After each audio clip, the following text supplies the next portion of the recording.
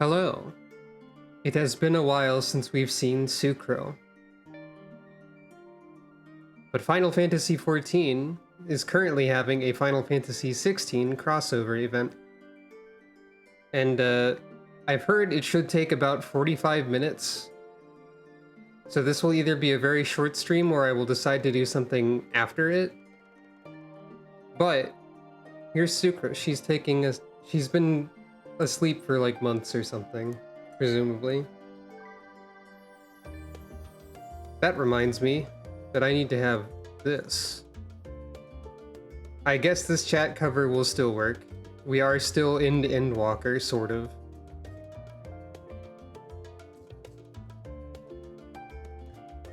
But yeah, hello, welcome. Final Fantasy XIV.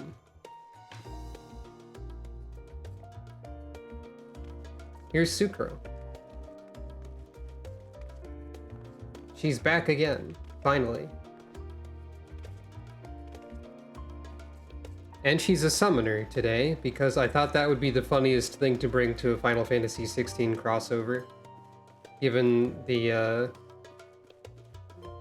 focus in that game on icons and whatnot. I don't know a whole lot about Final Fantasy XVI, but I do know that I probably wouldn't like it from what I've heard about it. However, we can still check out the crossover. It sounds like the story of 16 is like really grim and dire and just like there's no levity ever. And that just sounds like a major bummer. There's probably like levity occasionally, somewhere. Maybe.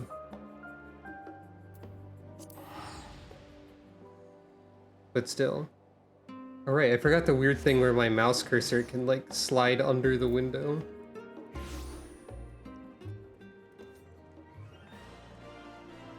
But yeah, I believe the quest should start here somewhere. I've been recording for less than 3 minutes and I immediately saw a nightclub advertisement. I still wonder how many of these, like, player-run nightclub type situations actually get customers, I guess? Attendees? Because it seems like a really overcrowded market. You know? Like, there's so many of them. Do any of them get business? Is there like 2 people per club? Hello, Neophyte Adventurer. A land on fire. Forgive me my boldness, but you are Sucrofunk, are you not? Are you Sucrofunk? Nah. Well, my apologies, even if you're the spitting image. I suppose it was naive of me to presume that you are indeed the living legend herself. I shall have to keep searching. But yes. I feel like that's a good text box to have a screenshot of. Yep, I'm a cat. Then my search is at an end. A begoggled gentleman tasked me to find you, you see. In hopes of entreating your aid with some matter he deigned not to share with me. Deigned not share with me. Pray remain here, and I shall fetch him at once. Are we going to talk to Yoshi P or producer of Final Fantasy XVI, Naoki Yoshida?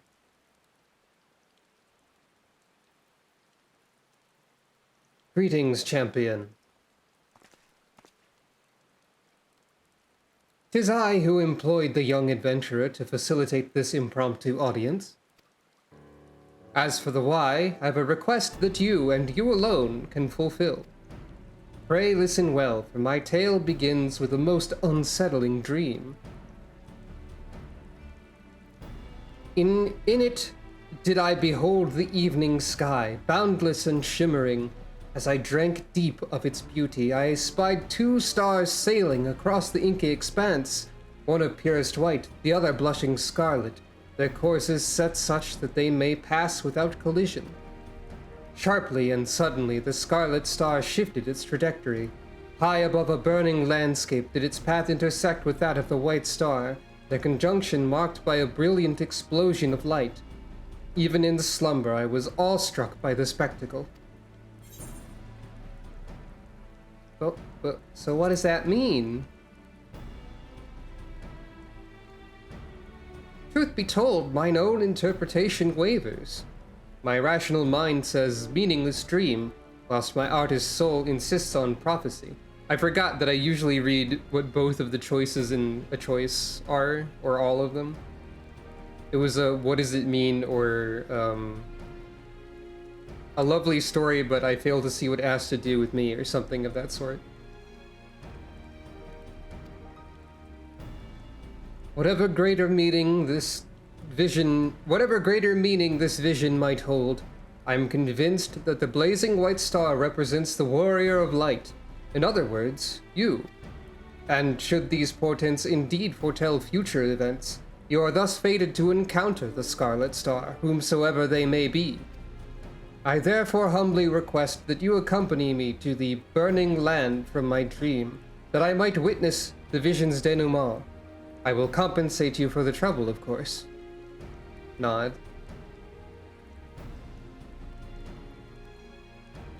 The question is, which territory in Eorzea might be considered burning, metaphorically or otherwise? Bowl of Embers, where I battled Ifrit, the Burning Wall in Eastern Thanalan. A place rich in corrupted crystal deposits. They can look quite fiery. Ball of Embers? Something like that?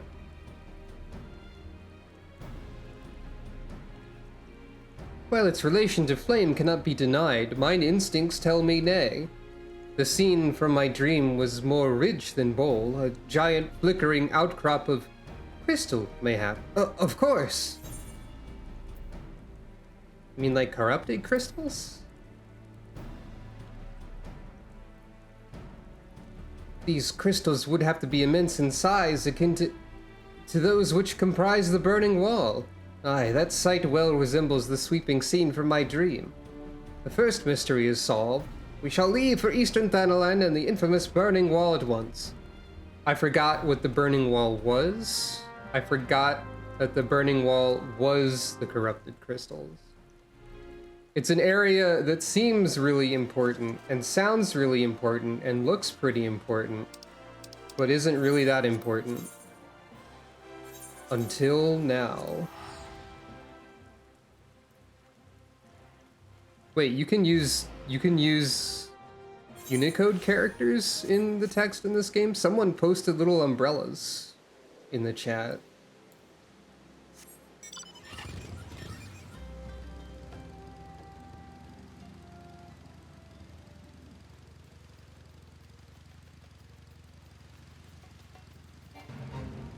Man, the rain in this game looks nice. And we're not that far away from this game being graphically updated. In fact, there's a letter to the producer live next week, which may or may not, I guess, have information on stuff like a benchmark. You better believe that as soon as a benchmark is available, I will be recording footage of Sucro HD and posting it everywhere. But yeah, the Burning Wall is a really cool looking location. Except for the fact that it has this terrifying enemy model in it. Why are your eyes so like that?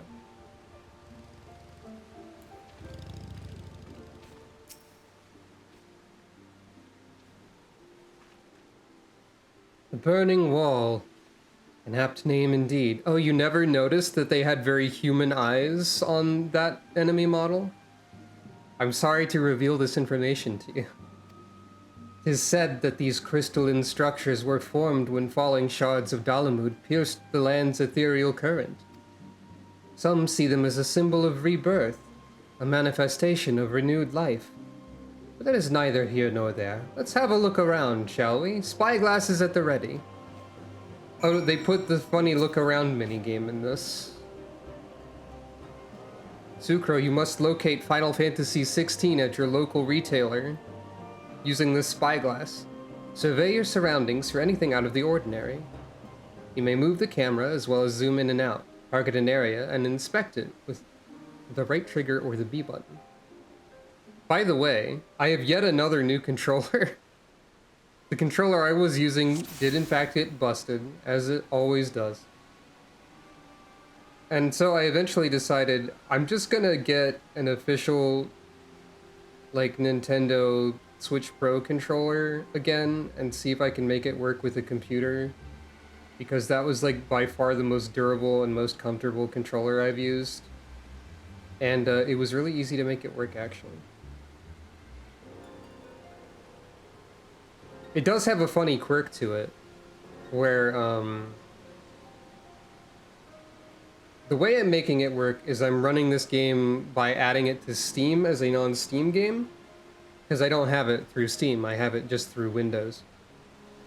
And that means Steam actually has Switch controller support and a Use Nintendo Layout button. And what that means is that when the, you can see on the UI here, it says to press B. That is actually the button labeled B on my controller now, which counts as a weird quirk because before, when I was using Switch, like third-party Switch Pro controllers and not running things through Steam, I just had to internally, mentally flip the buttons around, like B meant A, X meant Y. But now they actually line up, even though they show the Xbox button. Okay, where am I actually supposed to be looking here? Usually these are a lot more obvious. The rain probably isn't making this easier.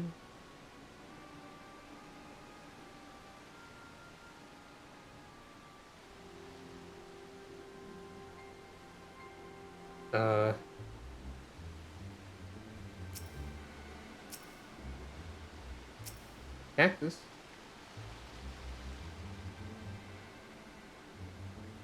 I honestly actually don't see anything so far.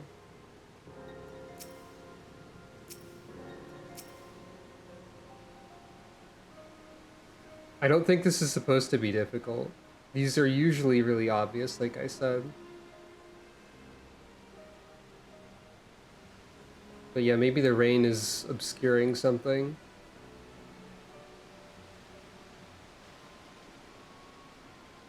Oh, you've seen a bunch of people have serious trouble with this? Ah, so even without rain? So it was already difficult, but I have added difficulty.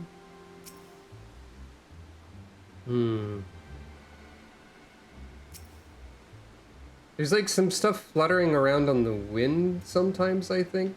Like that. I think that's just part of the weather effects. I think that's because you can't target those or anything.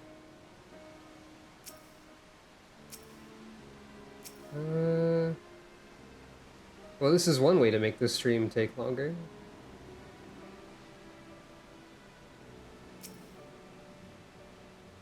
Can't believe that they hid a microscopic figurine of Clive from Final Fantasy XVI here somewhere. Oh, there you are.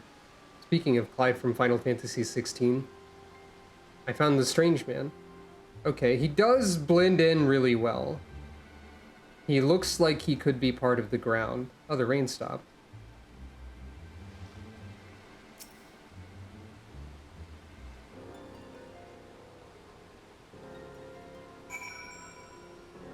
I've made an unusual discovery.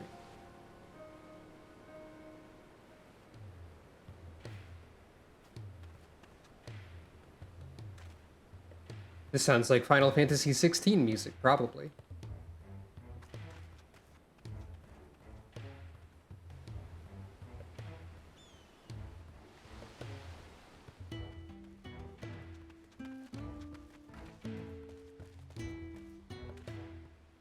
Poke. Sucro looks very cool with her eyes obscured by her cowboy hat. Ugh. Gasp. I wonder if the cowboy hat's gonna cause issues in cutscenes. Where am I? What's going on? I don't remember what he sounds like. I know that he's got some sort of English accent. And he's kind of like grumbly gruff, probably. A dream led you to me. I understand how absurd that may sound. We ourselves were unsure of what awaited us here. As for who we are, I'm content to be known as the Minstrel. The stalwart hero is Sucro Funk. Might we have the pleasure of your name? Clive. The last thing I remember was the ruins.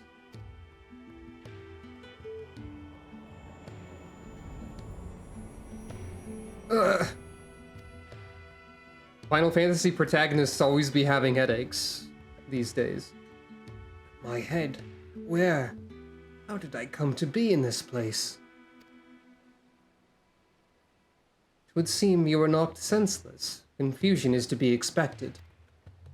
For safety's sake, I suggest we make for town and have a frontistery physician look you over. I shall see our patient receives proper treatment. Would you mind waiting for us at Scholar's Walk? Nod. Okay, bye.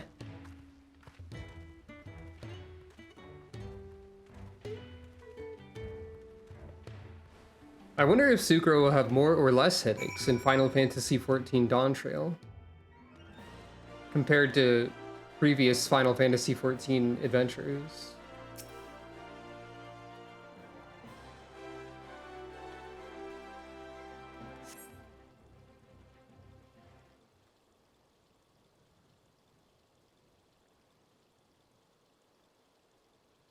Also, if the FF16 music is good, that makes sense, because Soken also composed that game. Our foundling is being cared for as we speak, but I'm told he should be released soon. Hopefully, 'twas not that a bite of food and a little bed rest couldn't cure. Nod. Sucro's talking about something. Who knows what?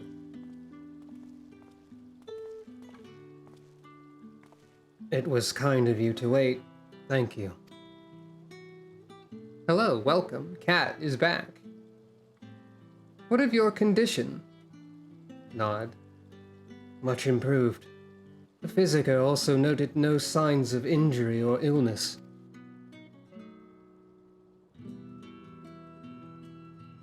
He looks more high resolution than everyone else already. Yeah, Callie is wearing the varsity flat cap and glasses. Hey, oh no, why isn't... Oh, I closed this by mistake, apparently. I don't recall doing that.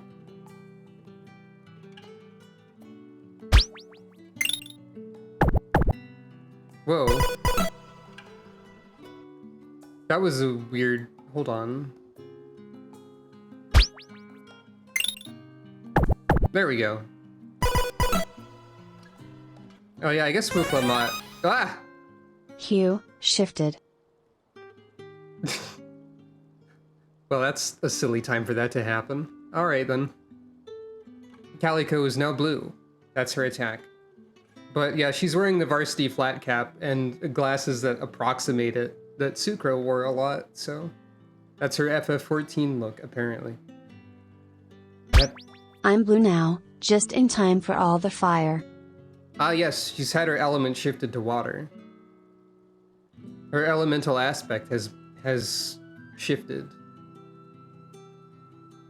And yet, Clive's hair like flickered a different lighting for a second, I think. Yet my memories remain hazy. How did I end up here? Whatever I was doing, it was important, I'm sure of it.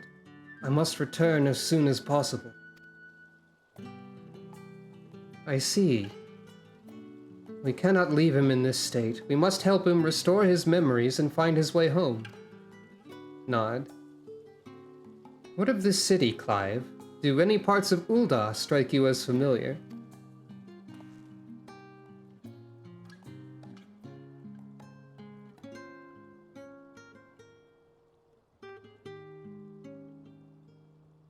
No, maybe I have simply forgotten, but I recognize nothing. Not Ul'dah then. Still, I should like to think that the sights and sounds of a well-known locale will hasten your recovery. The Burning Wall, the place where we found you, is situated midway betwixt Ul'dah and Gridania. Perhaps a trip to the Twelveswood is in order. Gridania, you say? Then the name rings no bells, but I have no better suggestions. And you would take me there? Nod. Meanwhile, I shall make the rounds of the neighboring settlements and ask if any have heard of you. Let us rendezvous in Gridania anon.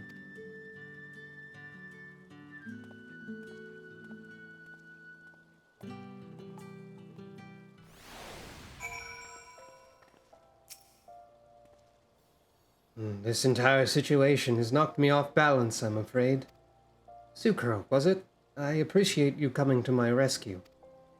Still, you must have your own business to attend to. We can set out whenever you're ready. Look, there he is. I like how the icon for this quest just includes a sticker of Clive pasted onto it. That's funny to me.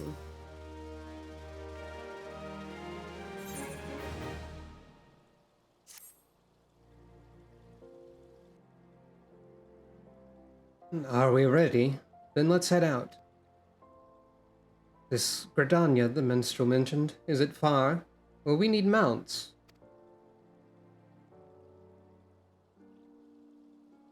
By airship, you have those? Not that I mean to doubt you, friend. If you say we're boarding an airship, then that's what we'll do. Are there not airships in 16? Or are they, like, exceptionally rare in that world?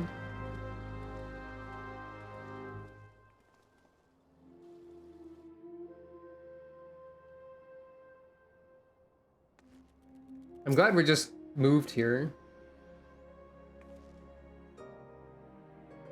There's a Lalafell Paladin here.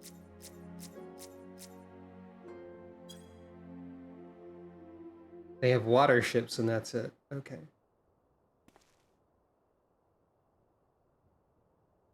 Yeah, that's true.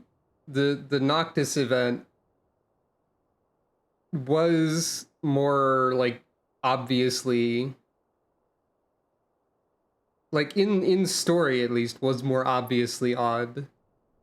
Sukro, if I may ask a foolish question, do these airships of yours actually fly? Nod.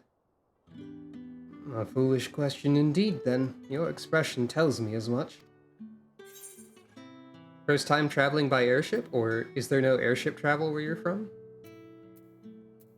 You're not used to airships? So it would seem. It's odd. I know that the weapon on my back is called a sword. Good, that's a good start. I understand what it's for and how to wield it. Foggy as my memories may be, my general knowledge seems intact. Yet hearing you speak of functional airships, I felt confusion, disbelief, for something that you clearly think of as commonplace.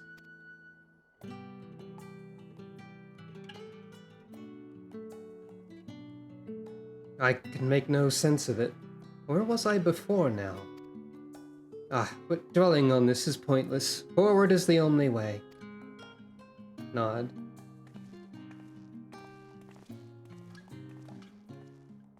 I know what sword is, says Clive Final Fantasy 16. That's good knowledge to have in this realm, probably.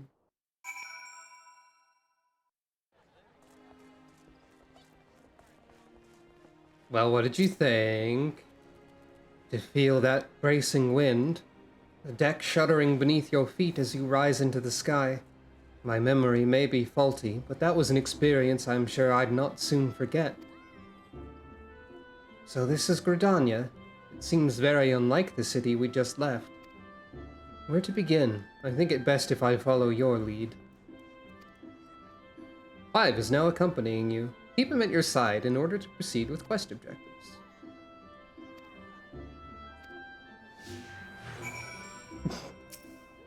That would be good. Especially the idea of sheathing a whisk on your back.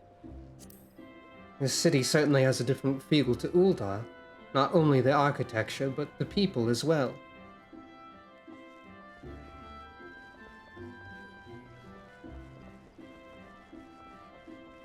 Does he have, like, normal running animations and stuff? Don't know Huron animations enough to know for sure, probably. I think he's using mostly normal animations, probably. This tavern, it reminds me of somewhere I've been before. Oh, did you find a bunch of side quests there that got critically panned for being boring? Just wondering. I don't know if critically panned is the correct phrase, but one of the things I have heard about Final Fantasy XVI is that the side quests are bad. Like, there's very few of them that are, like, engaging or interesting. That's unfortunate. Yeah, definitely a regular thinking animation there. No, it's no use. I can feel the memory, but it's like grasping at smoke. Maybe if you were to show me somewhere else. Fairly Realm Reborn-esque.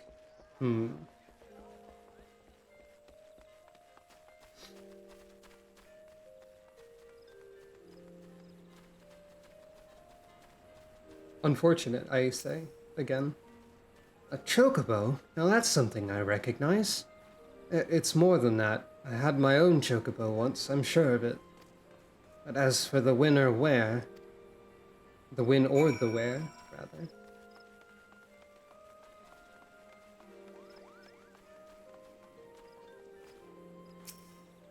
It's funny seeing other people do this quest. Because they're just running around and stopping in places that I'm stopping in, but there's no one following them around. An impressive crystal. Not a mother crystal, surely. No, not nearly large enough. Ugh, when I try to remember, the fog in my head almost seems to grow thicker. Yoshi P and Koji Fox had basically unlimited creative control, and observing the results of that explains everything about Realm Reborn. So they need other team members to balance them out. Sometimes.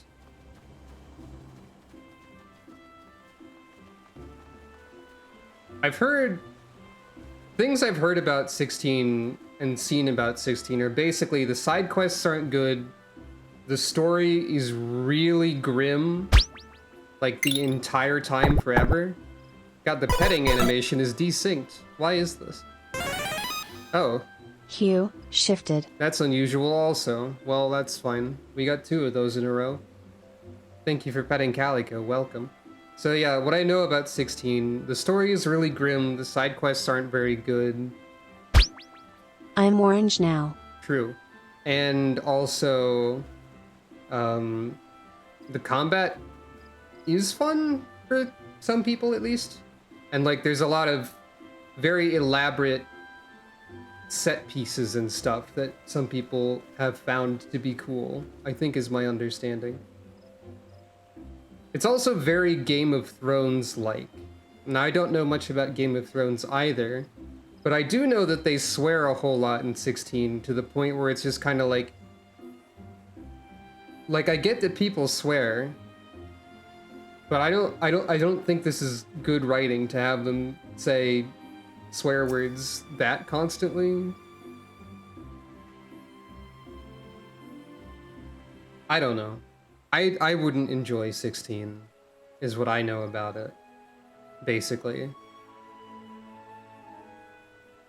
This is a truly beautiful place. I think the other Game of Thrones thing is that 16 is fairly horny at times, which I think is also a Game of Thrones thing. I've seen the intro of 16, and they get to the point where some random person says fuck like 12 times in a row, like in the first half hour or something. You know, the classic. Desperate to prove it's for grown-ups. Yeah, I think that sums it up pretty much. There's a lot of just arbitrary swearing in 16. I don't have a problem with characters swearing, but they're saying it so much that it's just ridiculous, and it kind of detracts from the storytelling. Anyway, this is a truly beautiful place. You've taken a liking to Gridania then, or have you remembered anything else? Did it help you remember anything?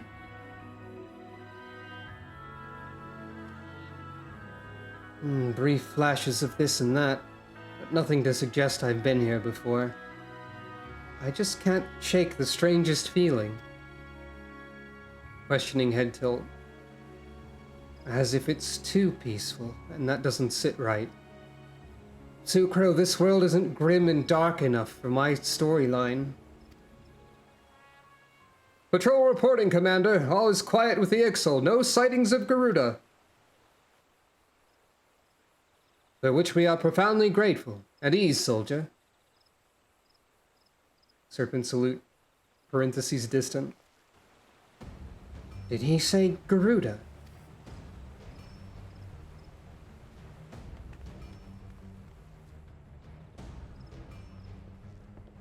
You there, this Garuda you speak of.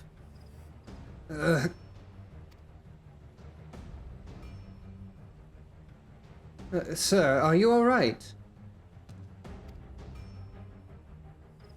Captain Funk, do you know this gentleman? I didn't expect to be hit by Captain Funk. And that stunned me for like a quarter second. I forgot about it.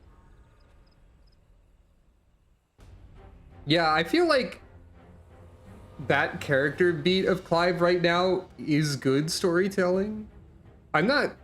Like, 16 probably isn't completely badly written or anything. I'm sure that parts of it are fine.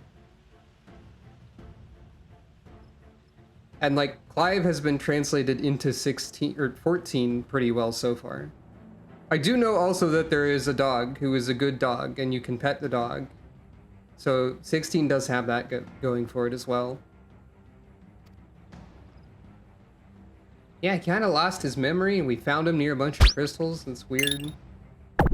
Thank you for petting Calico. Why is Calico petting .gif desynced? I don't understand. I'm going to use my new special powers that I probably should have figured out before to investigate this. Studio mode engaged. Calico extras. Properties.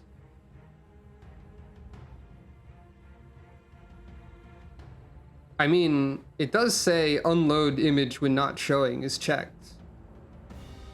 But yeah, I'm looking at scenes behind the scenes and you can't see them. I didn't realize I could do this before, or I thought it was like too complicated to try, but it's actually super normal. I'm looking at Calico being pet right now while you see the video game.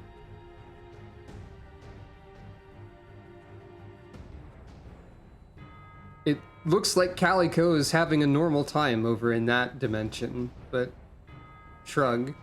Memory loss, you say? I'm sorry to hear that, though it seems Garuda's name has lit a spark of some sort. I was in a battle with Garuda. I fought her, I'm sure of it. Gasp!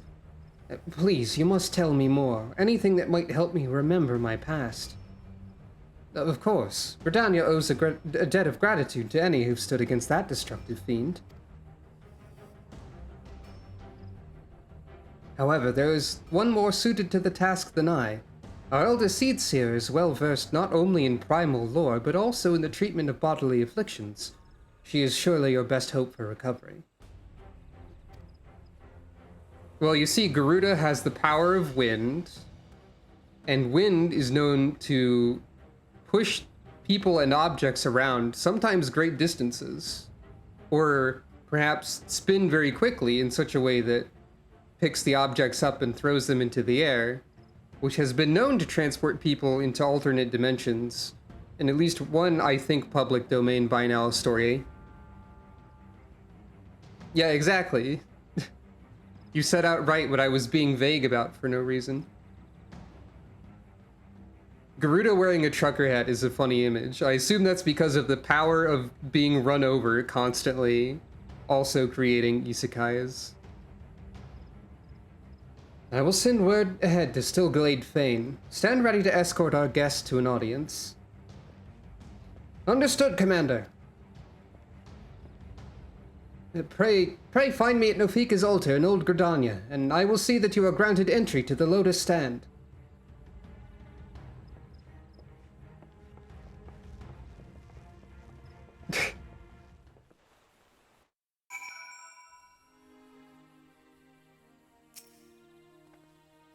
The way back to what I've lost begins with Garuda.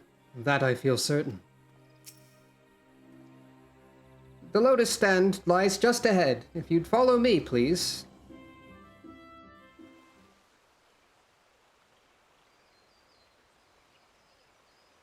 When are they going to do a crossover where Sukro gets isekai'd somewhere else? Wait, no, they're going to. That's the 11 raids, probably. Greetings, honored guests. This isn't my usual theme song. I sense something is amiss.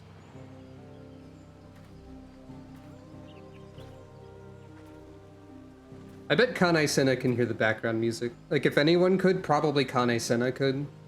It's probably like a Pajali thing. Commander Hulot has apprised me of your friend's condition. This is he? Nod. A pleasure to meet you. I am Kanai Senna, Elder Seedseer of Gridania. I thank you for your gracious welcome.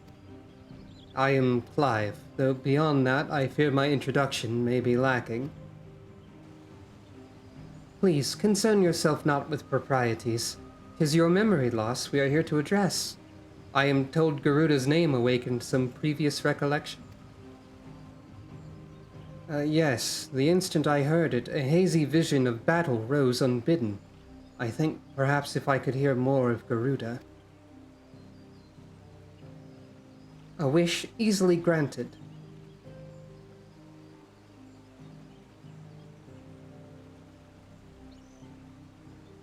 Garuda is the deity revered by the Ixal, the people who once dwelled here in the Twelveswood.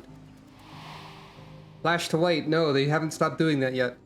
She appears as a winged entity, half bird, half woman, who commands the wind itself. Most frightening, however, is her capricious temper, as unpredictable as a howling storm. Ow. I should add that Sukro has fought against Garuda in her primal incarnation. Yep, sure did that. A winged woman of volatile temperament with power over the wind. A fitting description of the opponent, I remember. Now, I saw, like, the intro to 16 before I decided to stop watching. I think Clive fights Garuda really early in that game. I don't quite remember. There was a lady named Benedicta, who was also one of the horniest parts of the game.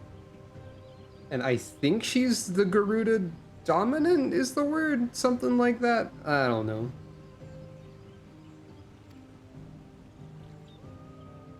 But a deity? No, the will behind that monstrous visage was distinctly mortal.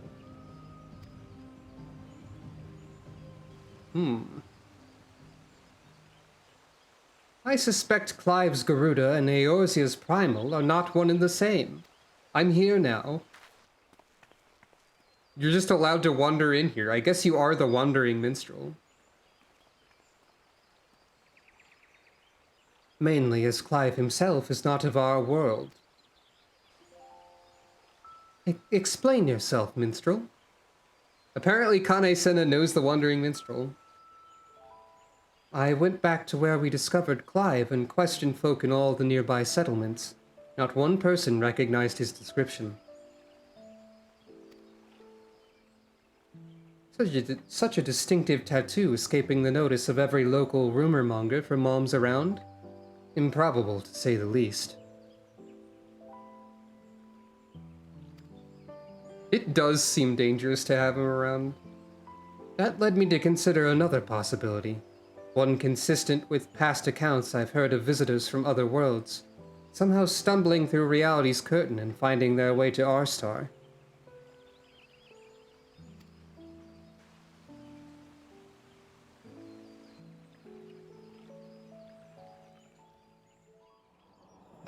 My brand. It's the mark of a bearer. My brand! You cannot say my brand in any context without it being way funnier than you intended. Unless you're referencing the commercial that makes it funny already. Does it pain you to remember?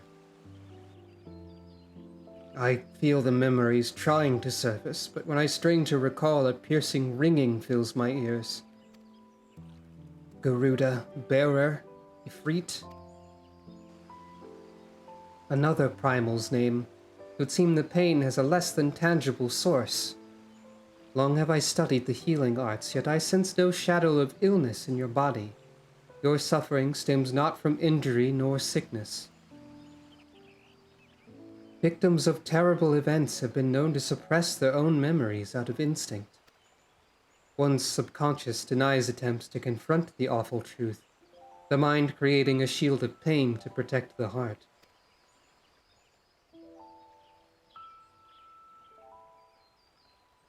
The barrier is of my own making.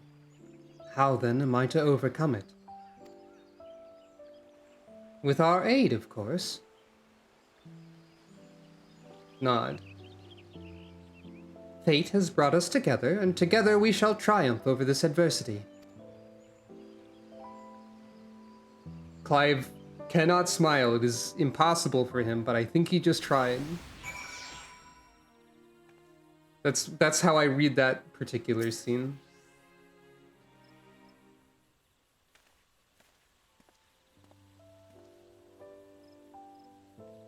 So you think me from another world, and my memories of said world are not like to return unless I acknowledge some terrible truth. A truth my mind refuses to remember. 'Tis a confounding dilemma, I agree, and I have given thought to a solution. I believe that the shackles which bind your mind may yet be struck off in the heat of battle. A drastic measure, perhaps, especially when not at your best. Which is why I turn to you, Sucro. You are the twin to Clive's wandering star. Your involvement is no accident. The path I see is thick with thorns, but if you've the will to walk it, then gird yourself for war and await me at Apkalu Falls.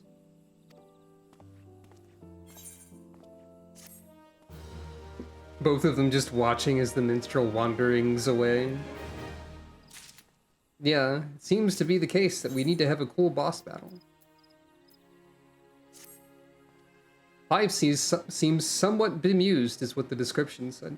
Bemused is one of the like high-ranking words of the English language that people use incorrectly, including myself. The minstrel has a plan, it seems, but he shares little beyond confusing metaphor. Still, I'm willing to indulge him, if it means making progress. We're to meet him at Apkalu Falls, right? And where is that to be found? Explaining. Good, not far then. Let's get on with it.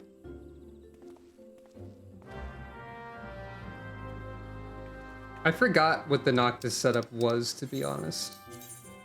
But you just explained it, so. Apkalu Falls is probably where I could do the level 80 summoner quest that I've forgotten to do this whole time.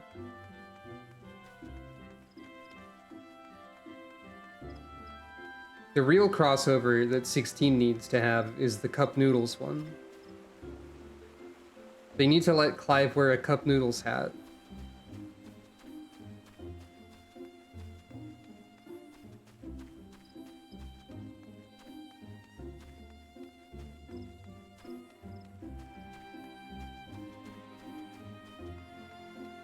There's already Final Fantasy XIV leitmotifs and, like, illusions in 16 because that's just how they do things.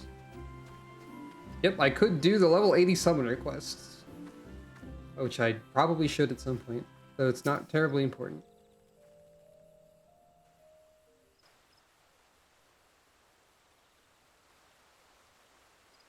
This place? Why here? So, you say do that after Clive time, but I would want to show the rest of the summoner quests to lead up to it, if I decided to do that on camera. Because this waterfall is where the legendary Archon Louis Soir gathered a band of adventurers in the time of the 7th Umbral Calamity.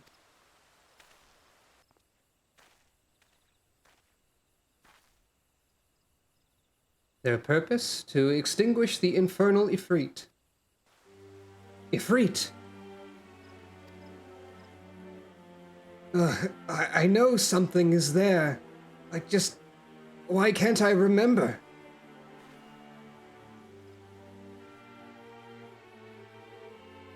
Clive recalled several words in the Elder Seedseer's presence, words which brought him pain. While the significance of bearer eludes me, you and I are more than familiar with Ifrit. Nod.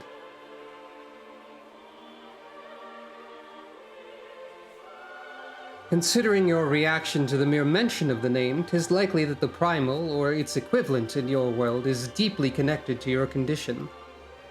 Thus have I resolved to weave my lyrical magics and bring you face to face with the Ifrit of our world. So, the Wandering Minstrel is actually capable of sending you to the Mind Realm or something? And it's not just like you think about it a lot? Here, where Archon Louis Soir paved an ethereal path to the Primal's lair, will my words be given substance. And within the vision which takes form will you do battle with the phantom of our mind's creation. Imaginary though this confrontation may be, I fear your suffering will be all too real. But you must persevere, for your hidden truth will not be unearthed without hardship. Take heart, Scarlet Star, and call upon the strength of your shining twin. Your past awaits.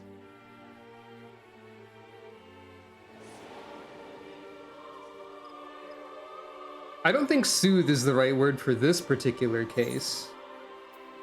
I like how you can leave at this point. Like the commence battle prompt waited until now to happen.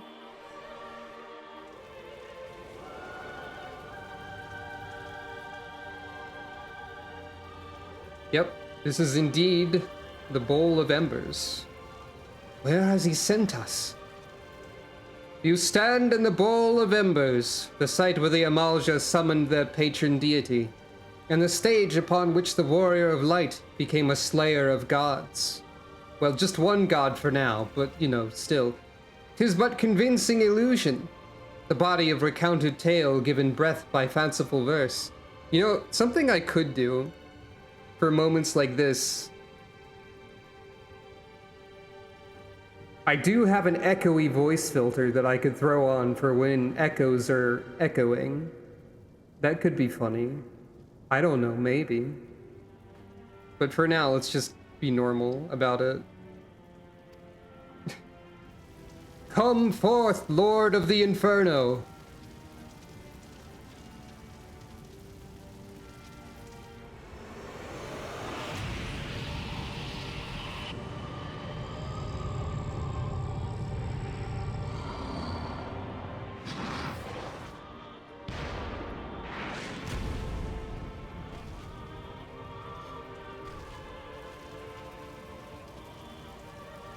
An accurate facsimile, yet not quite the Ifrit you know. No, not quite the same.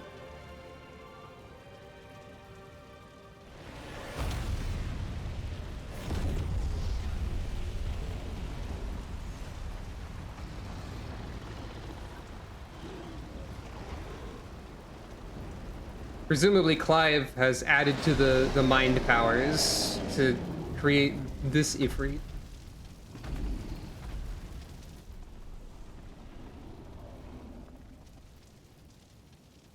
Sucro is like, what the heck? She's like grimacing over there. Ah!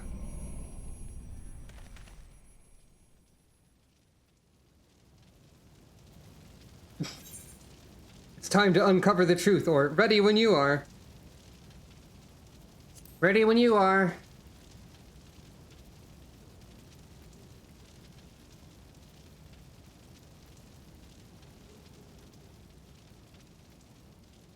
Together then.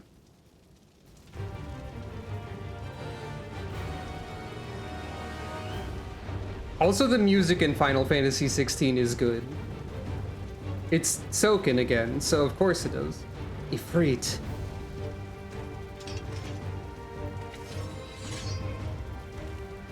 That's the thing which killed Joshua. Yes, I've been on its trail seeking vengeance for my brother.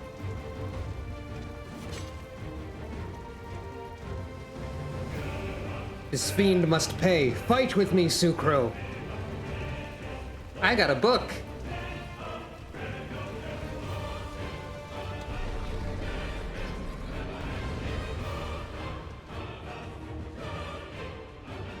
During this battle, you will gain access to special duty actions as follows. Here's a PowerPoint presentation about it. Use Rising Flames to charge the foe and inflict high damage. With the proper timing, you can use Dodge to avoid taking damage, even if you're within the area of an enemy's attack. Certain enemy attacks will be preceded by a countdown icon. When this countdown progresses to the Dodge icon, quickly use the Dodge action. Dodge roll. After executing a successful dodge, the Dodge action will change to Precision Strike, which provides an opportunity to inflict additional damage. Through the blur, it kind of looks like Meteor Final Fantasy here is dabbing a little bit. I don't think that's happening, but it resembles that a little bit. All right. Okay. Duty actions are left and right trigger plus right stick. So we've got Carbuncle Summon. We are a level 50 for this fight. Infernal Shadow. This is still the Bowl of Embers, it's just the wrong Ifrit.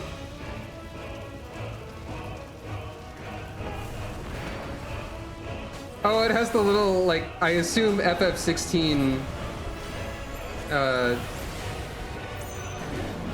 I dodged... Oh, no, I dodged correctly. Okay. It has, I assume, the little FF16, like, indicator of thing happening.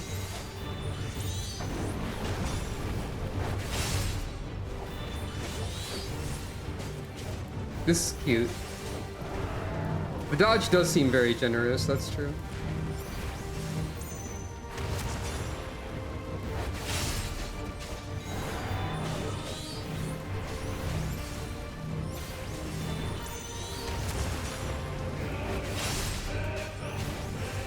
It's difficult to do your normal rotation, like, while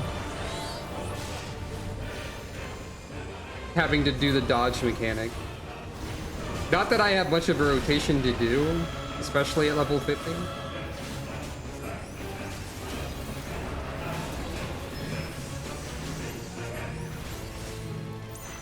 That was way too early. No, it's fine. It's very generous.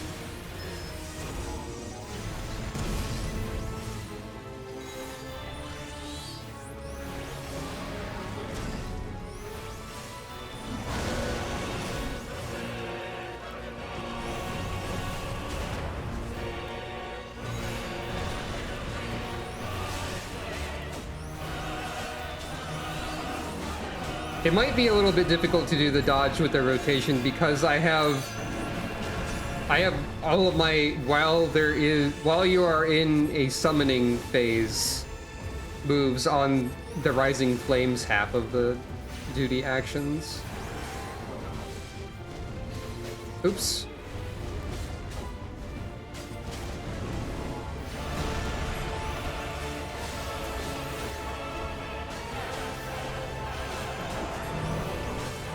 Oh, that might be good to know.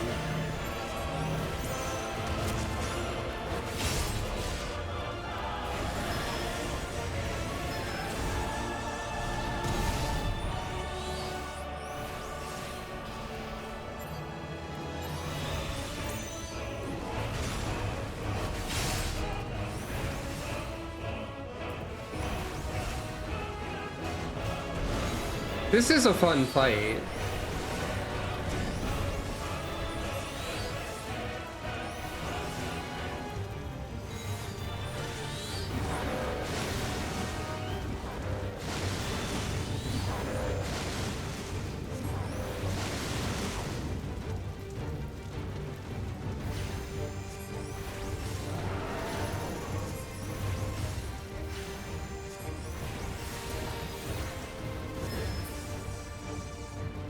I haven't been paying attention to the Clive dialogue.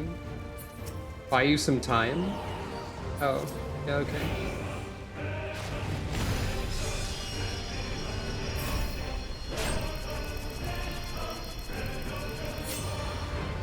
Cinematic clash! That's funny. This won't hold me!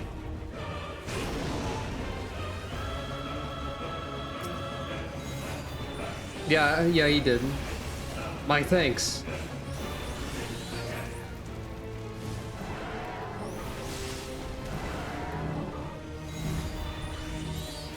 And yeah, that's the Susano animation as well for like defending against a thing.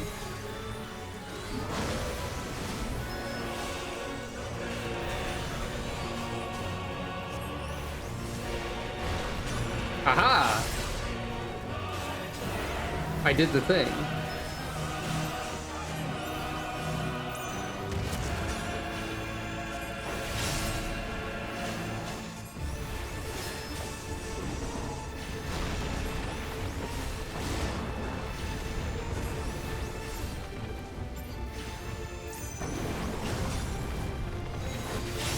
Also, you can weave the precision counter or whatever.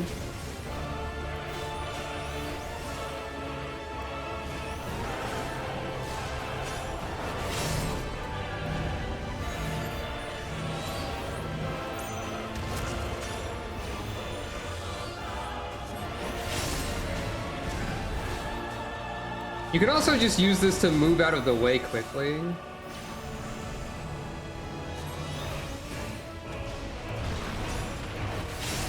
Or advance quickly.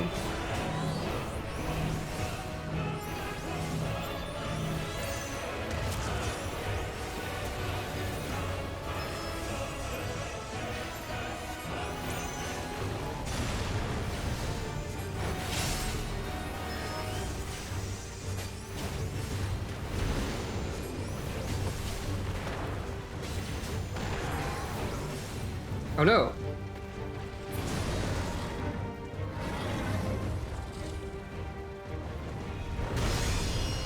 Aha!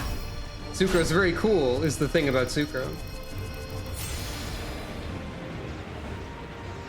Sucro!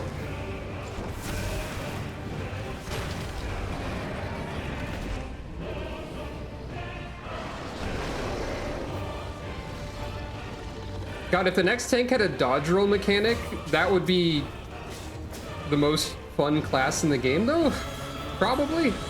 Especially if it's that ridiculously generous. That would be unfair to the other jobs. These blades, they're feeding in power, but not if we break them.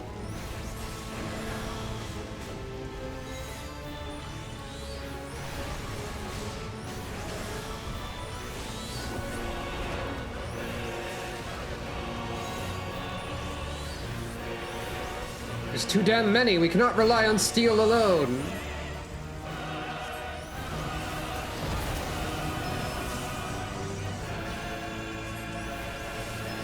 Just a few more, Sucro. We leave none standing.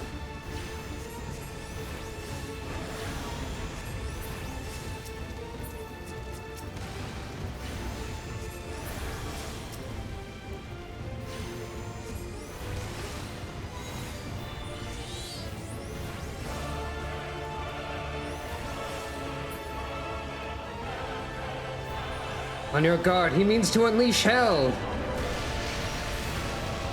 I should have tried to block that, or dodge that. I bet you can't dodge that one. Still with me, Sucro, let's finish this! You can dodge Hellfire? Fair enough.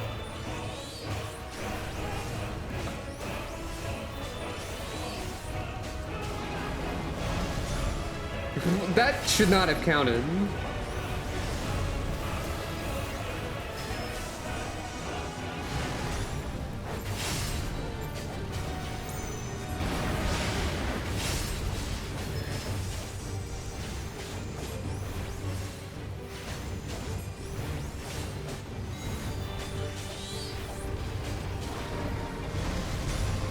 That definitely shouldn't have counted. Now I'm just doing this for fun.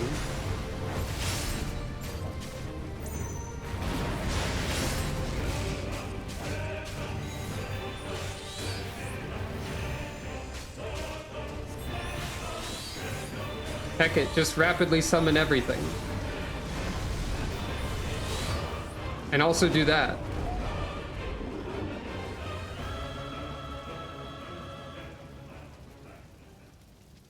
I blamed another to spare myself the guilt.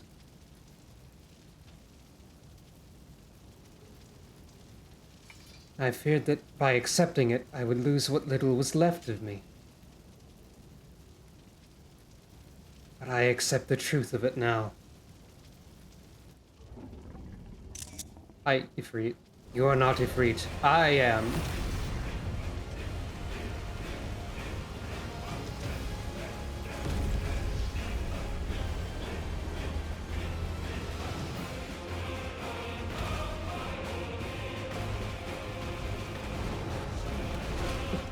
That's very silly. This is very gratuitous.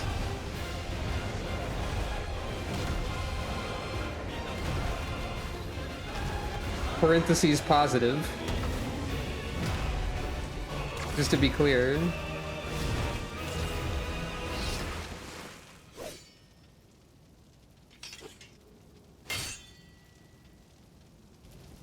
Sucro's just like, whoa!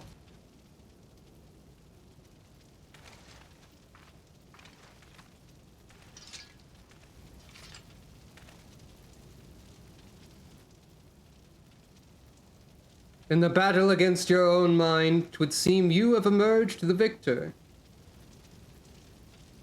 Intriguing.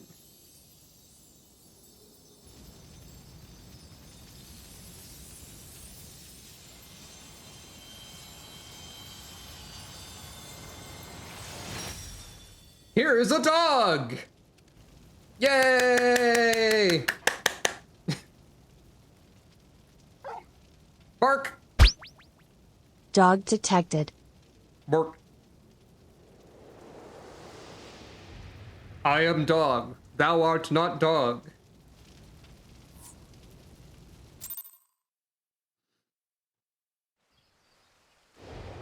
You ever go into your mind zone and then punch yourself and then a dog appears? I don't think that happens to me very often.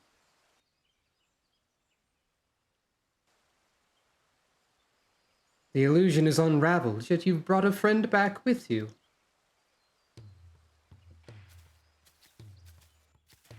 The dog has transcended space and time to say, Bork.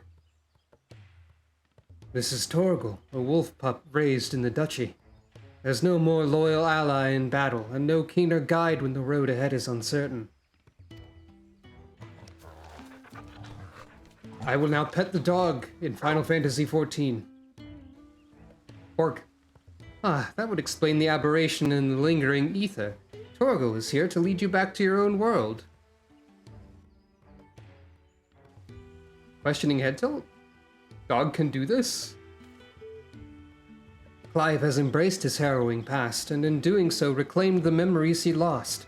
Though not a conscious act, he has manifested his readiness to return home in the form of a dog. I mean, in the form of a trusted companion. That's what the text box actually said. Even so, it was difficult to accept what I'd done. You know, by Final Fantasy XIV rules, this Torgal would be a primal, I guess. Now that you mention it.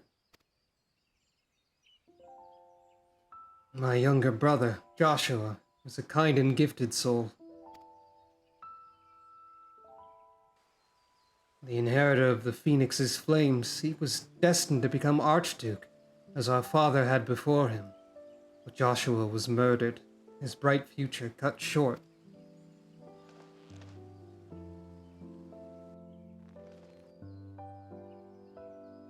From that day onwards, I lived for one purpose alone. A dominant of fire had slain my brother, and I would have my revenge. I spent years tracking the killer until one day, I came to understand that it had been me all along. Gasp! I was young and distraught when I first summoned Ifrit. I hadn't known such power lurked within me, or that it could even exist at all. Transformation was instinctive, uncontrolled, and it was by my hand that Joshua died.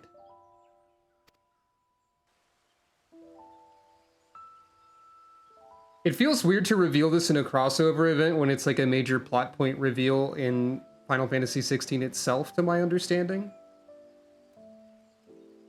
It's weird that it's here.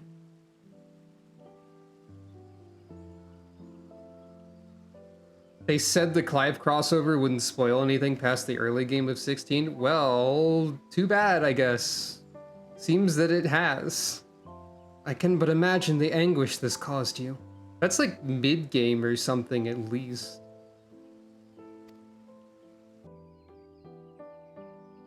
There was anguish, yes, and a guilt I will never escape. But I cannot let it stop me. I know a spoiler about the end of Final Fantasy XVI that is also silly. Oh wait, I guess that is still the intro then. If he learns after that. Oh, that's kind of funny. Spoiler for the end of Final Fantasy XVI. 5, 4, 3, 2, 1. Joshua isn't dead. I don't know how he comes back, but he's like, I'm alive all along. Haha, probably because he's Phoenix or something. Anyway, spoilers over. I feel like that plot point kind of fumbles itself in 16 anyways. But yeah, spoilers over. I was born the vessel for Ifrit's power, and I need to know why. It was in search of answers that I went to Phoenix Gate and delved into the ruins below. There I found the courage to face my past and accept the truth. And then everything faded to black. It's very funny if at this point in 16 there is literally a fade to black. I hope there is. Your tale suggests something in the ruins, some mysterious force was responsible for your inadvertent journey. And if you arrived in Eorzea from a place sacred to the Phoenix and its flames, then it stands to reason. Yes, what are you thinking? Nod. I'm thinking that to see you home, then we must return to the beginning. Our road takes us back to the burning wall. Once there, your furry comrade will lead us exactly where we need to go. Orc!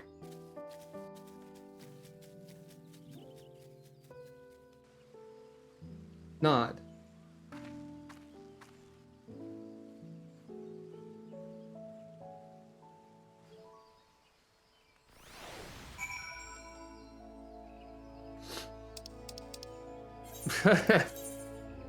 I think this game used to fade to black. Well, no, Samantha. You see, you can tell that we're in the dream world timeline when it fades to white instead of black. It's like Kingdom Hearts or something.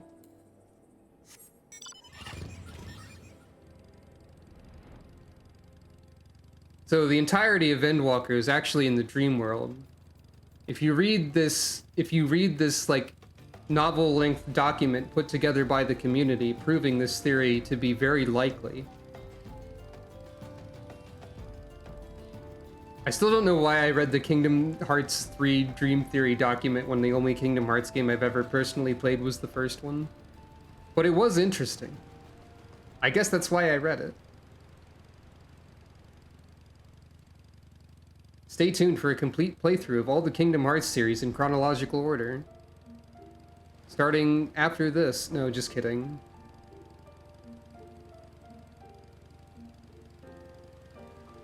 I don't think I would be able to manage that. ... Torgal's ears are pricked up, his senses focused on his surroundings. Bork, he thinks to himself. Such an incredible sight. I was in no state to appreciate these crystals the first time.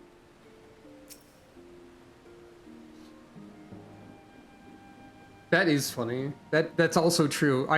The only Kingdom Hearts that I've seen outside of the first one is summaries of the series done in a comedic manner.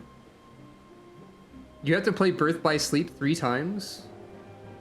Oh no. We've come this far, now Torgal will be our guide. Such was the purpose of his creation, after all.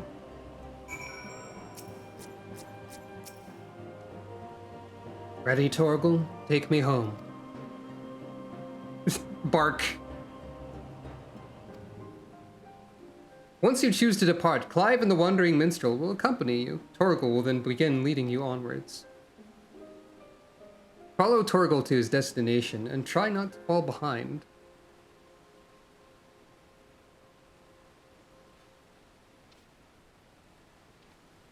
That is a good point about Morpho Knight. If you leave Clive or the Minstrel for any reason or lose sight of Torgal, you may try again by returning to the starting point.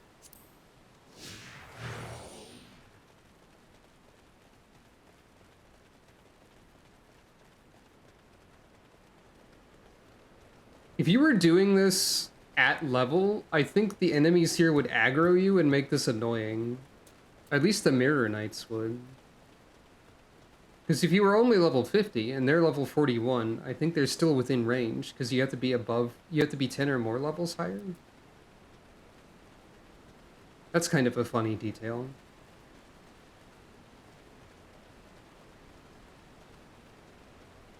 I don't know if Torgal and company would stop. Torgal and company, like Torgal is the leader of the bunch. I mean, Torgal is leading us at the moment, but you know what I mean. I don't know if they would stop to fight. I'm guessing probably no. Oh look, there's even level 44 stuff over here.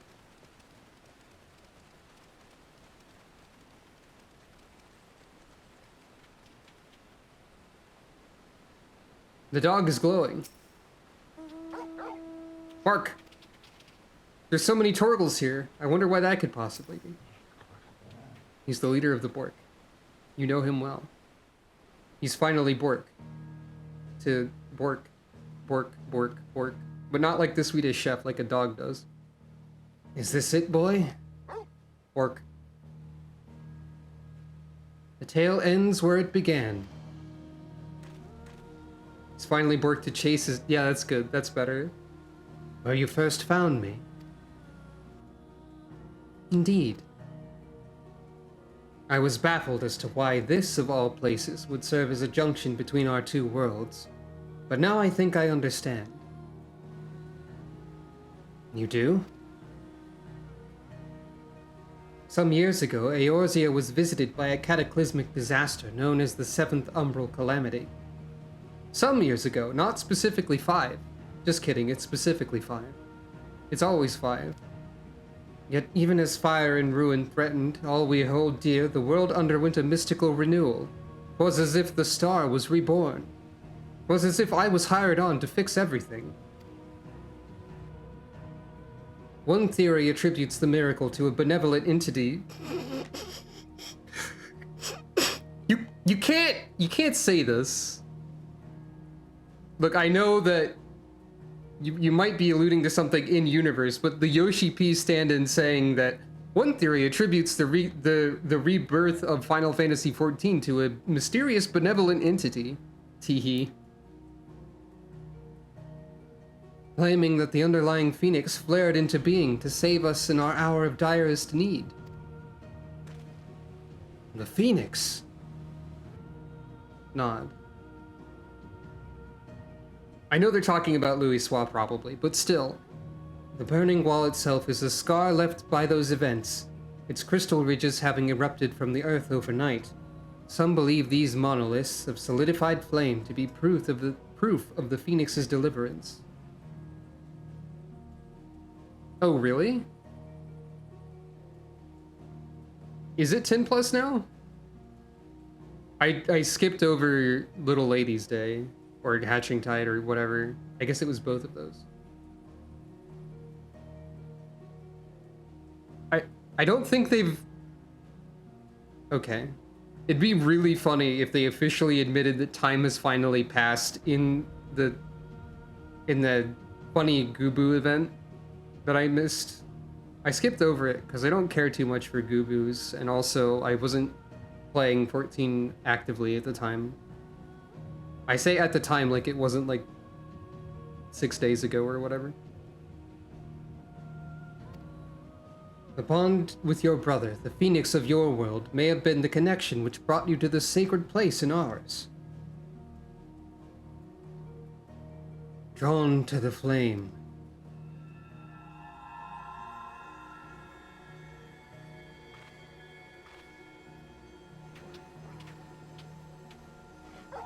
Work. It seems our time together is at an end. Thank you both for all you've done. Oh, a Gubu-related incident 15 years ago. Well, that incident is one of the starting quests of 1.0. So does time actually pass in, like, pre-2.0?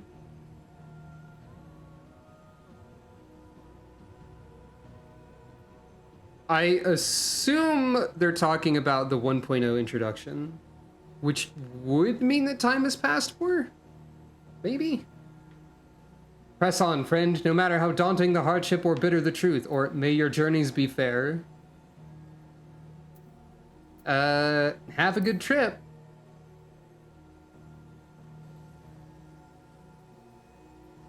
And yours as well. You don't seem the type to stand still. It's funny when I improvise what Sucro might actually say and then the dialogue doesn't match up with it. Have a good trip, and yours as well. I mean, I guess that kind of technically makes sense. Come, Torgal, we have answers to seek, and Valisthea awaits.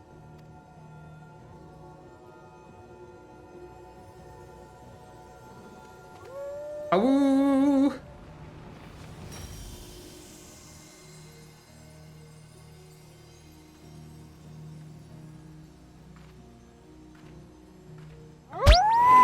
I'm using my own redeem.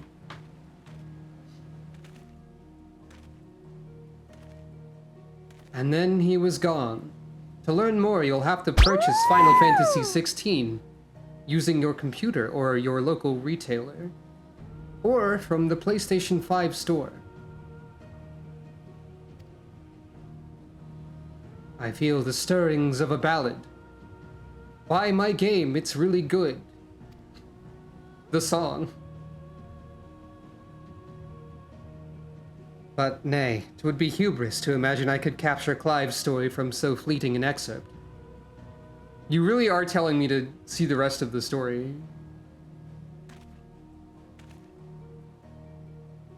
That honor belongs to someone else. Someone privileged to see his tale to its conclusion.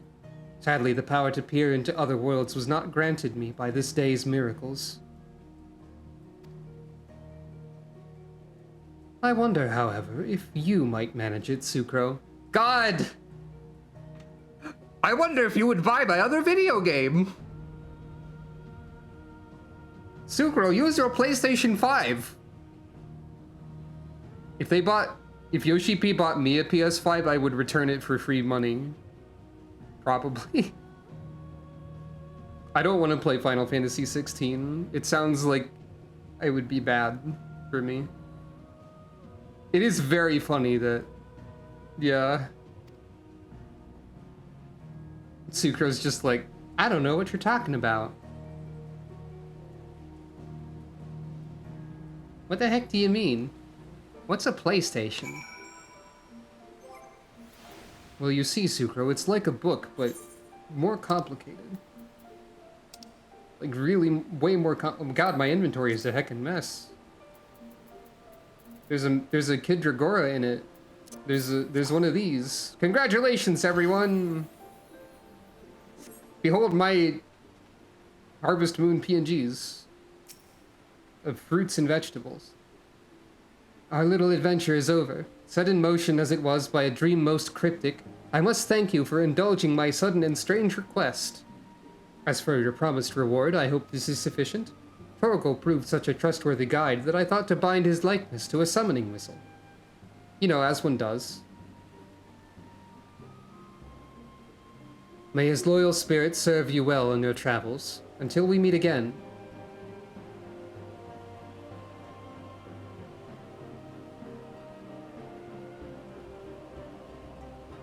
If you think about it, aren't the Knights of the Round basically a primal-based Sentai team?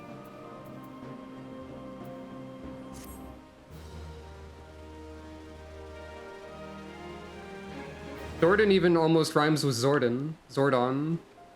You can now exchange EMGP for special items. You found the flame.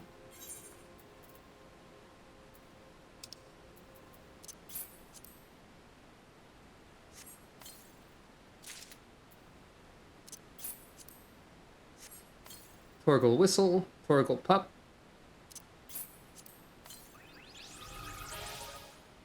And I don't have space for these shoes.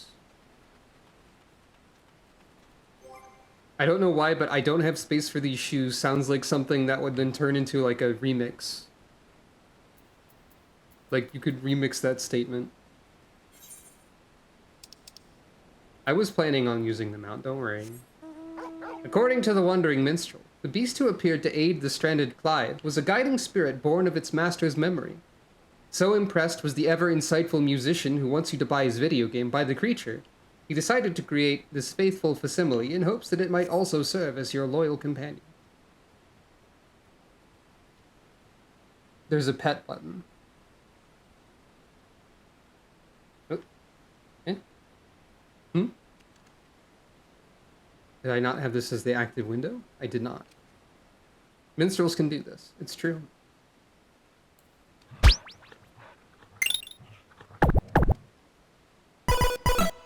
Calico pet. Torgal also pet. Pet that dog. Get a load of that dog. Get a load of it. Get a load of that dog. You cannot pet the dog midair. Also, the dog goes "Arr!" when you fly. Or a woo sometimes. There's multiple dog sounds for taking off. Sometimes the dog floats.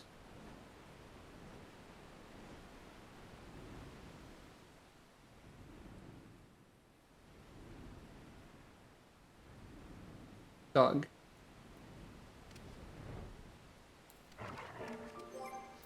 And of course, God, there's so many minions. According to the Wandering Minstrel, the beast who appeared to aid the same text, mostly. He decided to recreate a young version of it, which, despite its diminutive size, already possesses the indomitable spirit of the fine hound it will one day become. Look at the face on this little tiny dog. It's very funny looking.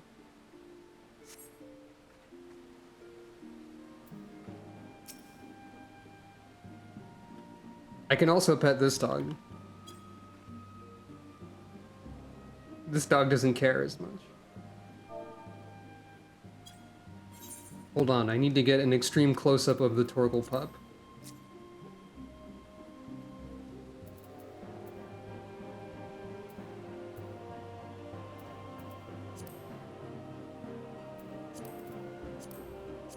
Oop.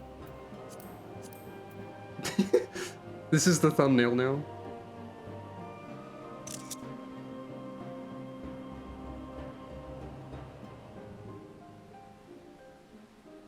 This has a similar energy to,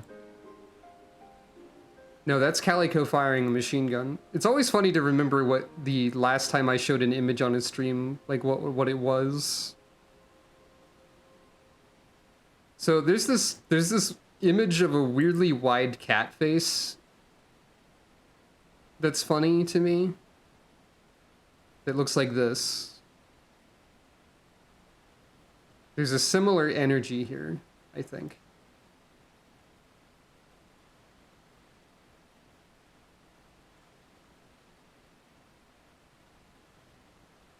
Like, I think if you just widened the Torgal puppy a little bit.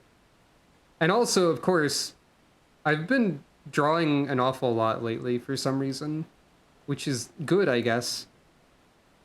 But, what is this image? Oh, that's the Sucro trumpet meme. In addition to having that image of the weirdly wide cat, I also have drawn Sucro as a weirdly wide cat face. So this is here now.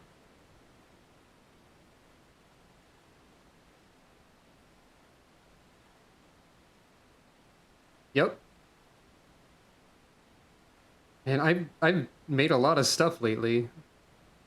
There was a lot of stuff made for that April Fool's shenanigan, for example. Face. True. Not to like pat myself on the back, or prompt patting of me on the back, but it's good, I guess. This funny tiny dog. I'm glad that you think I did great stuff.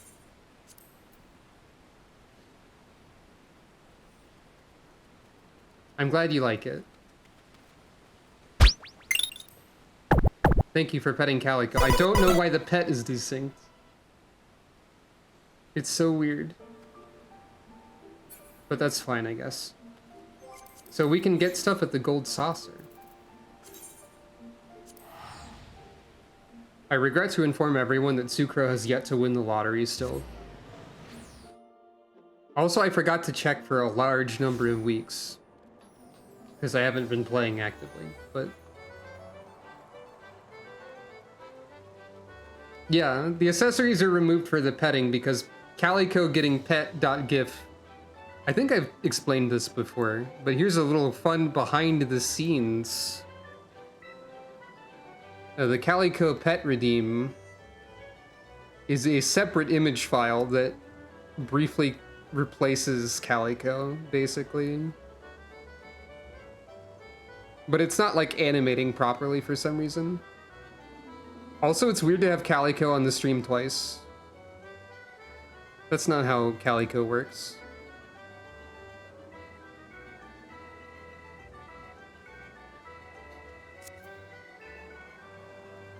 Now, you are the Garo stuff still? Yes. I don't know if that collaboration is ever going away at this point. Let Sucro win at Games of Chance. I still have a lot of MGP. Well, I know there's no good price here. Mini Cactpot is so funny because it's a profit literally every time now. I think it used to cost 100 MGP to play it, but now it costs 10. I don't... You literally cannot lose money on this anymore.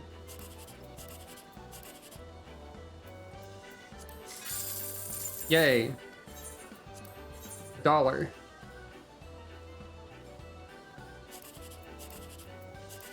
I just like poke at corners, and then if there's a line that has 1, 2, or 3 in it, and the other numbers are unknown, and 1 and 3 are not elsewhere, I will go for that one because 1, 2, 3 is the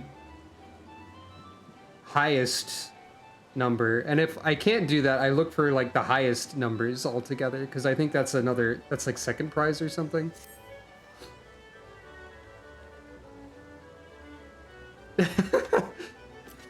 That would be very funny.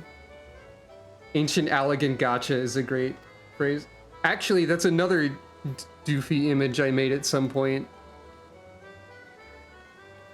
When I was making a sad image of Sucro for not winning the lottery, which you can see here.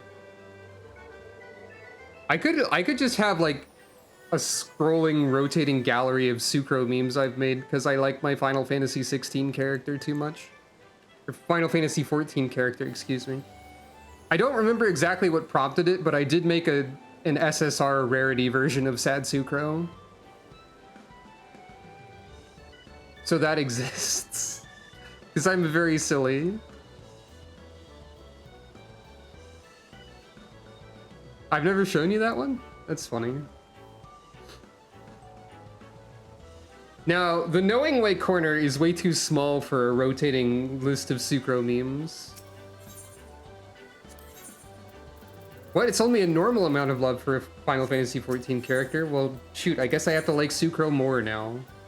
What a shame. I am assuming this bunch of 20,000... This is all the 16 music. I think I can afford all of it.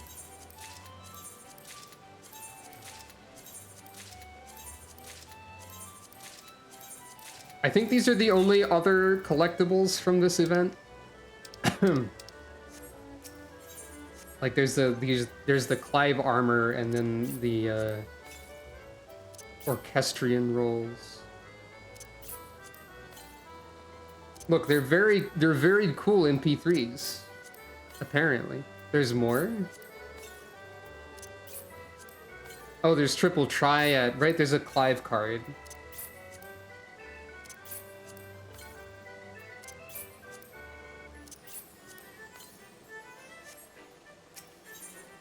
Is that also in the prize exchange somewhere? It's probably in the card square, actually.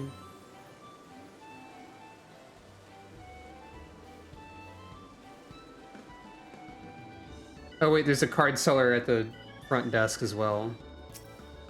Well, let's see if it's also here. Oh.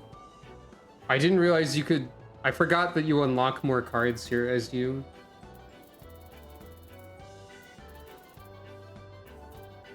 There's a Scarmeleon card. There's an Insinger card. Senor Sabotender, though, that's like worth double an Insinger. Wait, Clive was in there? I'm good at reading. Citation needed. Ah. Clive is 200,000 MGP, as is Noctis. But yet, Noctis is still here forever, so this isn't going away.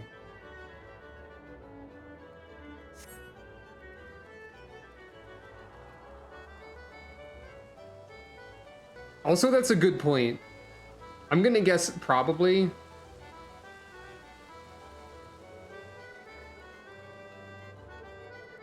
Well, the MGP objects are likely to stay forever, asterisk. They're unlocked by doing the quest line. So if you don't do the quest line, you won't see them. Presumably. But still. Now... Yay, Xenos is dead. Thank you for reminding me that Xenos is dead. I should make a redeem that's like, by the way, Xenos is dead. And I can thank people for reminding me every time the redeem happens. Like how I thank people for petting Calico. To quote Mega Man from Mega Man Sprite Game. By the way, Xenos is dead and never coming back. Xenos, huh? Hooray.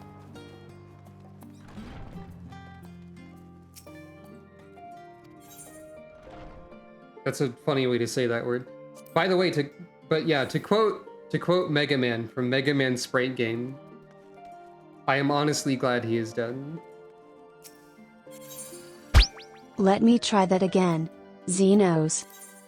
We don't really need to grace Xenos with a proper pronunciation. But, you know. Right, the armoire. I don't know why I said it like that. The way she said it rhymes with a word that is synonymous with a word that I would probably consider calling Xenos. Because he sucks and I hate him. Even though I don't say that word very often these days. Xeno. Gias. Oh yeah, I can deposit Minfina's earring now, once I get it repaired. Because I have a Zama's earring now. Get out of here, Moon! It's time for the sun! This is an exchange that happens daily. Because that's how the day-night cycle works in reality, and also anywhere else.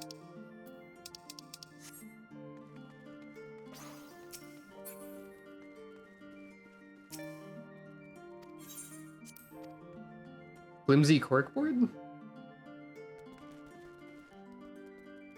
I don't think I know what joke you're referring to. But yeah, let's throw that in there and get out of here, the moon. The moon's time is over. What are all my various glamours? Okay, we've got Realm Reborn, Heavensward, Stormblood. Oh, that's an 8-bit theater. I don't remember that bit of 8-bit theater. Shadowbringers.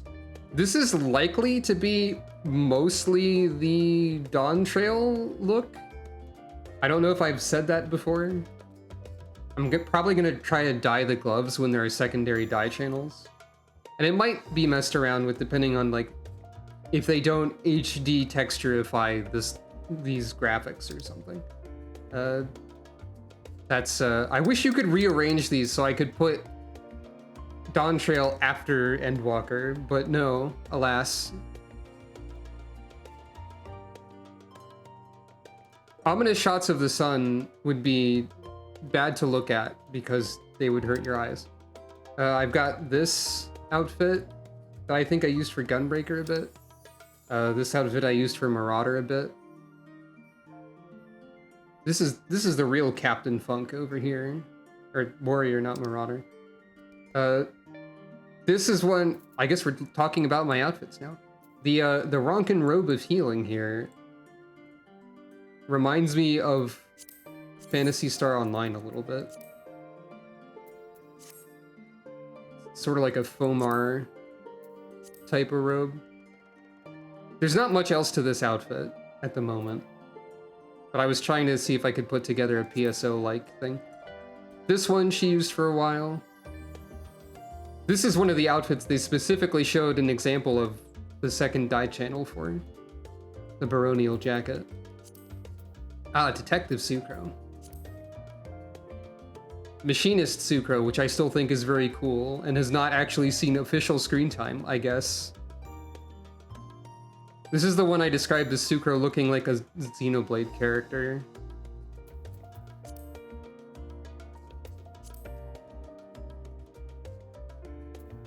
I think currently Machinist is the only one of my jobs with a bespoke outfit. Because I didn't want to replace this one. Oh, it wasn't. Oh yeah, I did the leveling stream, right. I forgot. I forgore, as they say in memes. I used this one for a while. This one's pretty good. That one I used for a bit. That's also pretty good. Also used this one for a bit. Also pretty good. I guess I'm complimenting my own fashion. I forgot that I did that. I mean, of course I would like my own fashion. This is the preliminary Pictomancer Sucro outfit, though I think I'll probably just use the one she's wearing right now instead of this. Right. The old Inspector Sucro, or Professor Sucro. Yes, Disco Sucro, who would work better if I had pure white dye, but Disco Sucro. And I also just use this one for a bit.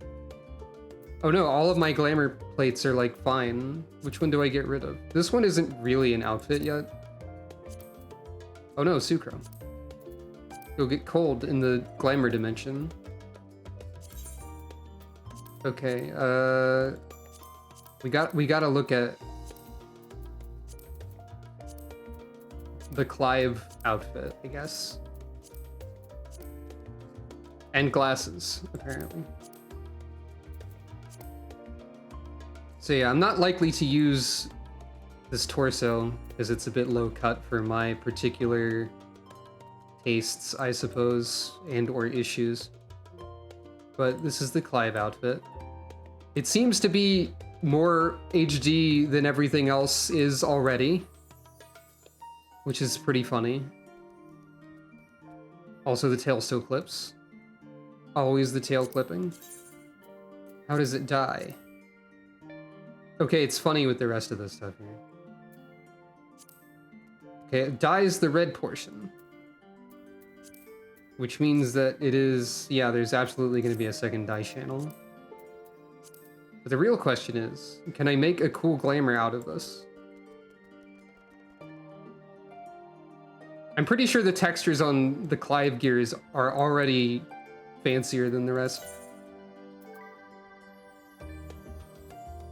Oh yeah, there are like knee pads that aren't attached to the boots. Oh wait, like the entirety of the greaves are attached to the legs.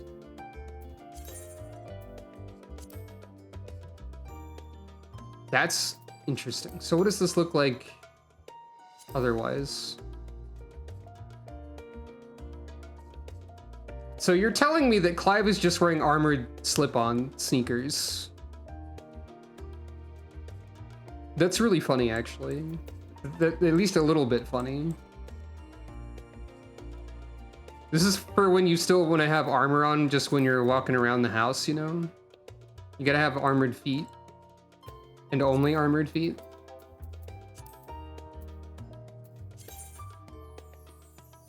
Sometimes there are dangerous things around the floor, and you gotta be careful about it.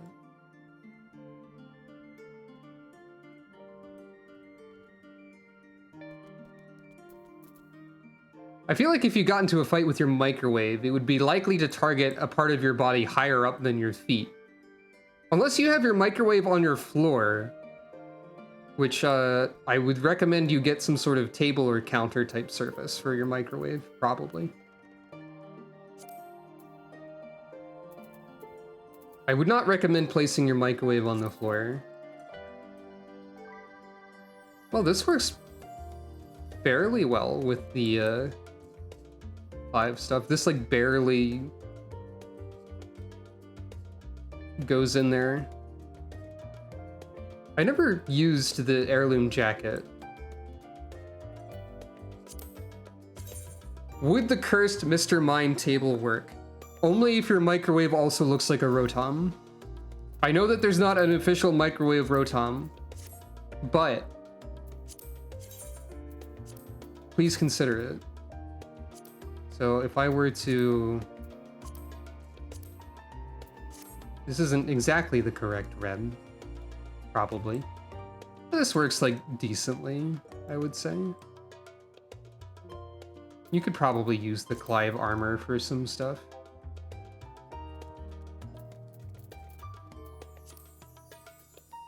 Like, what other... So, okay, if you have certain boots on, it like erases parts of the armor to deal with it. The gauntlets are like... I usually don't go for gauntlets that have this much, that go up the arm this far. That's just a personal preference sort of thing. There's no particular reason for it. It's just like, if I'm gonna have armor there on the arm, I feel like I should have armor everywhere. So like Shadowbringer Sucro has gauntlets like that, but she's just armored in general. I typically prefer smaller gloves, because that's just what I use more often in armor and such. I mean, you can do this. You can wear stuff like this. and cover them up. Be like, look, my hands of hidden powerful texture. So these probably also dye the red portion, yes. You could be like, I don't know. You could do stuff like this. Also, shout out to Acton's underrated piece of armor, because it's sort of like a combination of what if you had a big sweater and also armor. What happens when you dye the... Okay, it dyes this portion of the pants. That makes sense. It is real armor. That is true. And okay, so this is still armored, it's just like the plated part is gone more. Welcome to my in-depth stream about what the deal with Clive's armor is, apparently. I don't know why I'm doing this. Okay, yeah, this is a leather portion. They tucked like the leather armor portion that the plate is on top of, and also they removed part of the plating so you could put your boots there.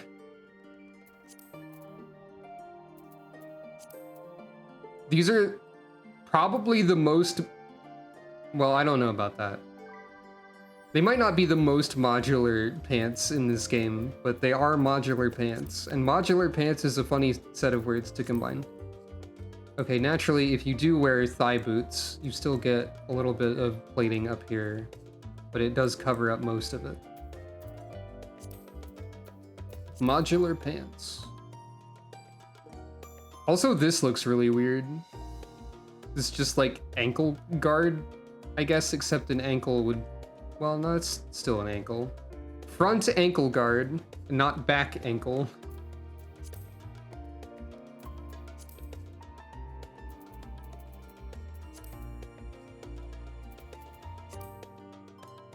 The Nath leggings in this kind of look neat, because the shapes kind of like line up a little bit.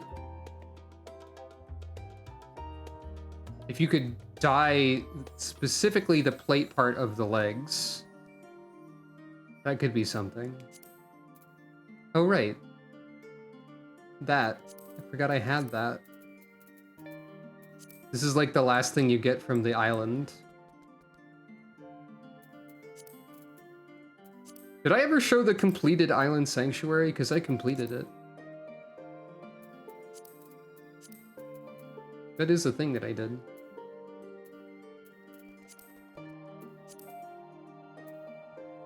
I think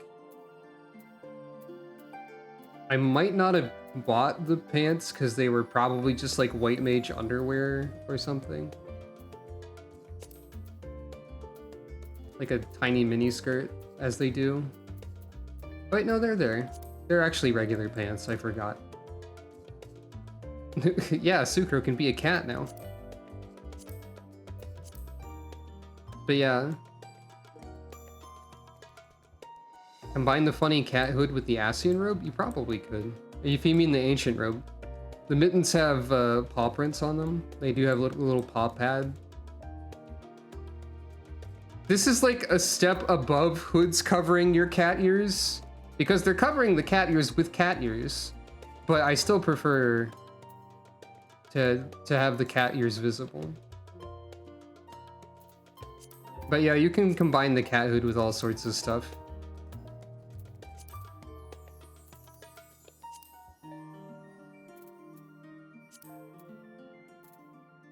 And it can work pretty well. Like you could combine it with this and then dye it black so like this part of the coat looks like it's part of the hood. It can be a cyberpunk cat.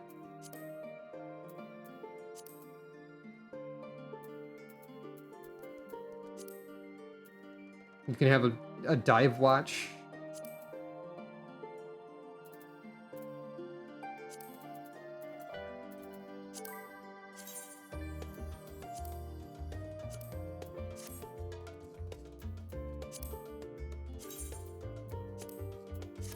What's a Yu-Gi-Oh card? Cyberpunk cat? Probably.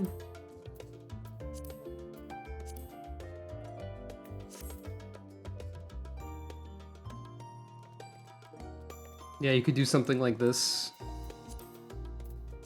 Good old rebel boots. Ah. Clive's pants have like a more detail over here that was previously hidden.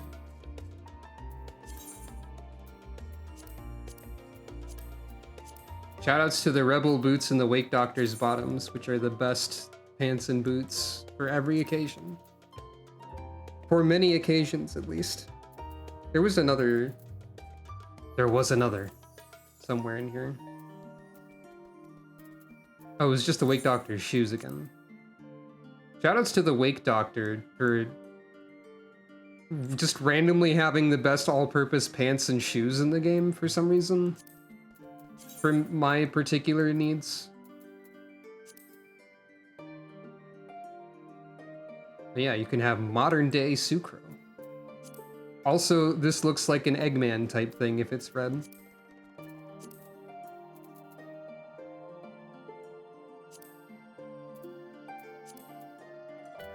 There are many possibilities.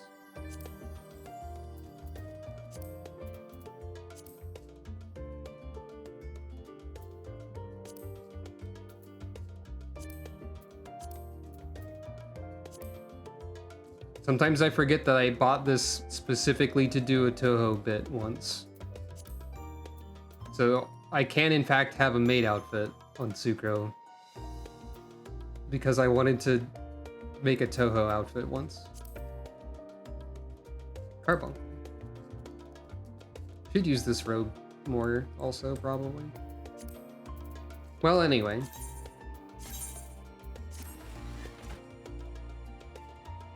Yeah. Well, also, well, no, actually. If you'll direct your attention to...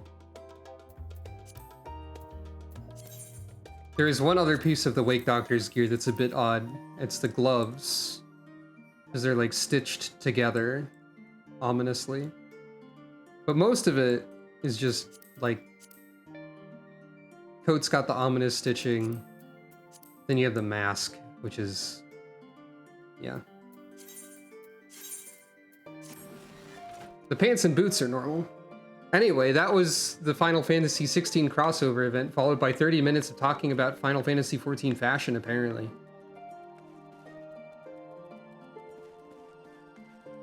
Sorry, I got distracted by my carbuncle's footstep sounds because I thought they were the dog's footstep sounds.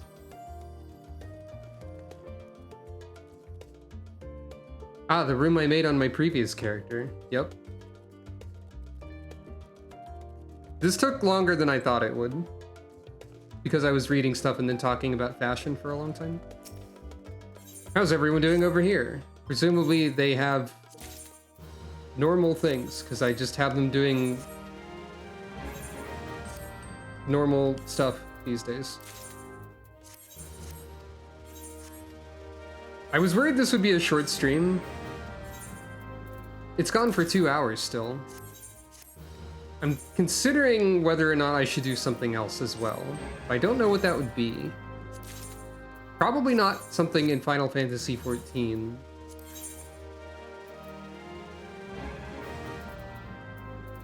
I'm also wondering... I have a lot of these. I am also wondering... I'm not even gonna look up the prices of this stuff they're giving me. I'm just gonna vendor it. Like a criminal. I'm also wondering what game I should do when I'm done with when I'm done with Pokemon Y Randomizer. Maybe I'll do a little bit of Y Randomizer today too. For the heck of it. Are you... Is this tiny Mandragora worth anything? A little bit. I'm not gonna adjust my prices. Yeah, you can just vendor stuff from your retainers. There's have retainers sell items. Is different from put up for sale. Oh no, I have irregular tombstones. That's not gonna be useful for any... Wait. Actually, that might still be going? I don't actually know. It probably is. I keep getting derailed. But yeah. I'm still also wondering what to do after Pokemon Y is over. Because I've got a number of ideas. Like I'm interested in playing another Fire Emblem game, probably Three Houses. I'm interested in the indie RPG Maker game In Stars in Time. I'm interested in maybe trying Monster Hunter Stories 2. There's like a billion other things. I don't want to put it to a vote because then I'll feel obligated to do it, but if anyone has any particular interest in any of the things I just said, feel free to share that, I suppose. But yeah, this has been Final Fantasy XIV and the Final Fantasy XVI crossover event, but I don't think I'm done yet. For the purposes of YouTube video, I will go to this screen and hit the stop recording button. My nerves are okay at the moment. My hands and arms still has some problems. Oh yeah, I did make this thumbnail. It's very silly. Also, there might be someone hiding on the far left of the screen, but I don't know. I simply do not perceive it. I pretend I do not see her. But yeah,